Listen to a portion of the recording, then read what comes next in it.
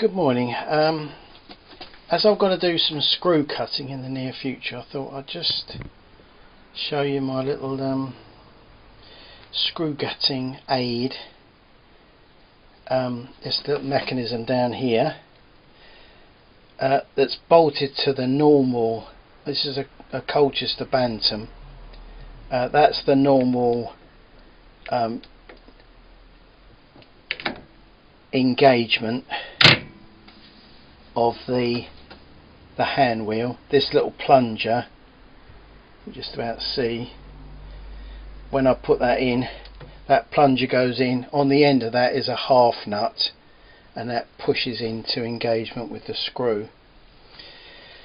It's not the best type where you got two nuts that clamp it either side. It's sort of half a nut pushing outwards, so it's not the greatest system, but it seems to work okay.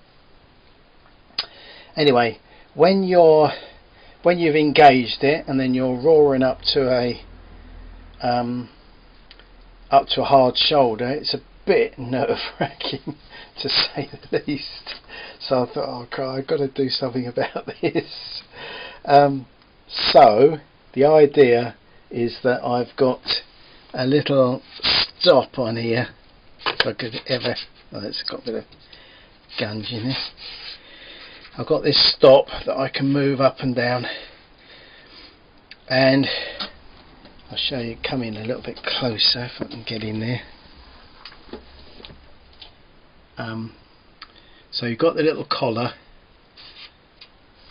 and that, as the thing is progressing forward, this bar which pivots on this, so I'm not showing you very well here, this bar here which pivots on this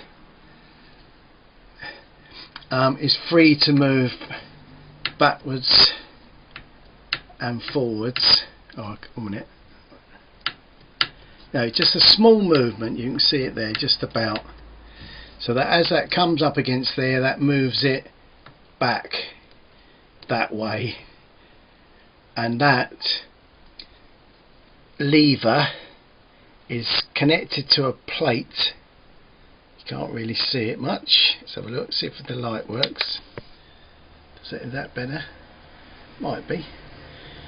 That little plate there is on the front of it, is connected another hardened plate with half a hole, and I don't know whether you can just see it in there. Just there is a dowel pin, and that dowel pin, when you raise the lever up, engages in that half hole and holds it there, and there's a massive great spring pulling on that lever and the merest flick down the bottom here, usually by this little plate, as it storms up to the shoulder, it hits that little plate and then bang. I've tested it and it's within 1/1000th of an inch, so you can come roaring up to within 1/1000 of the where you want to stop, and then bang. Convenient, is perfect. I got the idea from a magazine I get a couple of years ago. It was in a magazine article. A chap did a similar sort of thing, not exactly the same way, but he gave me the idea, it was his brains not mine, of this, a plate with half a hole and a peg, so that when the peg drops into the half hole, the plate stops it moving, but the merest flick of that plate out and it releases the pin, and that works extremely well. Before I was going very, very slowly, you know, ready to jump on it, and you know that when you actually turn the power off, it goes on a bit. Oh, it's nerve-wracking. Anyway, this scheme disengages the half nuts instantly, and you can do it with them, you know, a fair amount of happiness while you're doing it. It's very stress-free. Of course, you have to have a chasing dial. Unfortunately, this machine didn't have one, so I had to make a blooming chasing dial. But then when I looked into it, because it's a metric lathe, of course nothing's easy for some reason. Because it's based on pitch and not TPI, it means that you have to have a whole, well, 4 or 5 gears on the end here of different numbers of pitches to cover all the gears, the gear ranges that you can screw cut.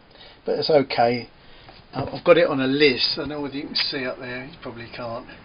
Anyway, that's my little master list. And basically, you've got 14.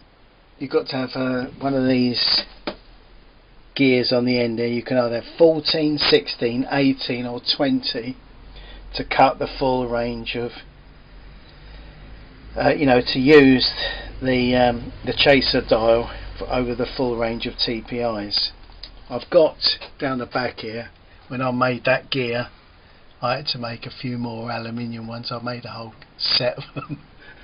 There is one more gear evidently, 14, 16, 18, 20 and I think it's 22 or 24 or something like that, but it's only a couple. It only does a couple, and as I never do those ones that it covered, I'm not going to worry about it.